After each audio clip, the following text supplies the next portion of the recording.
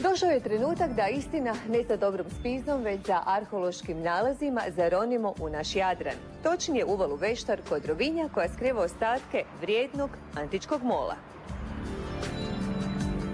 Uvala Veštar. Gotovo do polovice ove pitome uvale proteže se antički mol. Oko 2000 godina baštine ga plava prostranstva. Odnedavno ga istražuje međunarodni tim hidroarheologa.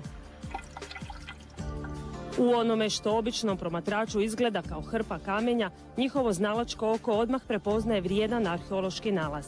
Rimski mol, dugačak 50 metara, jedan je od najvećih u Istri.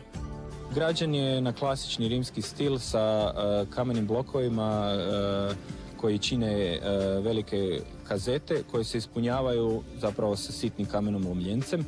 Najvjerojatnije gore na površini bio i popločan, mada takvih tragova nemamo jer je većina mola raznesena.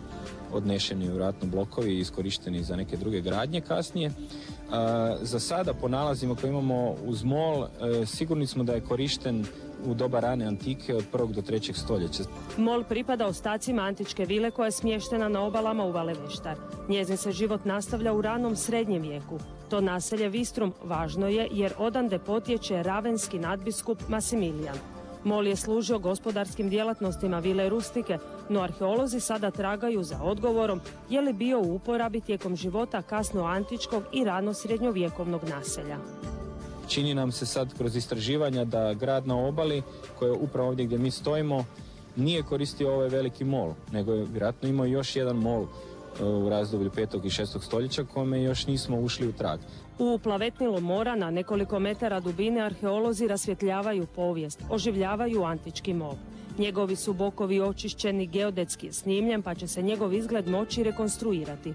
U takozvanim sondama pronađeni su mnogobrojni arheološki ostaci od keramike, dijelova nakita do koštica maslina i pinjola.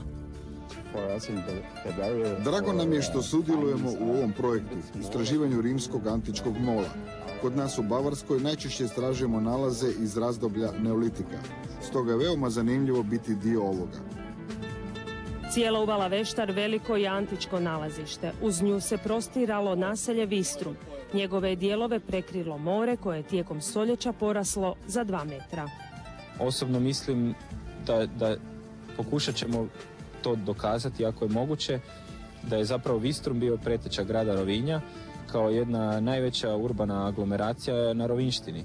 Jer u to doba Rovinj se ne spominje, znači mi nemamo nikakvih niti materijalnih dokaza, niti pismenih dokaza da u 4., 5. i 6. stoljeće Rovinj funkcionira. Ali znamo da u 8. i 9. stoljeću znači Rovinj je već jedno značajno naselje. Tako da postoji velika vjerojatnost da su stanovnici iz Vistruma, kao i stanovnici ostalih nekih kasnoantičkih i ranosrednjovjekovnih naselja u okolini, zapravo prebjegli na otok, tadašnji otok Rovinj, i tamo se utvrdili i da je tako nastao današnji Rovinj. Svi nalazi javnosti će se predstaviti na izložbama. Arheolozi će idućih godina istraživati ostatke antičkog mola, komadić slagalice koji će, kad se potpuno istraži, pričati cjelovitu priču o životu ove uvale u neka davna vremena.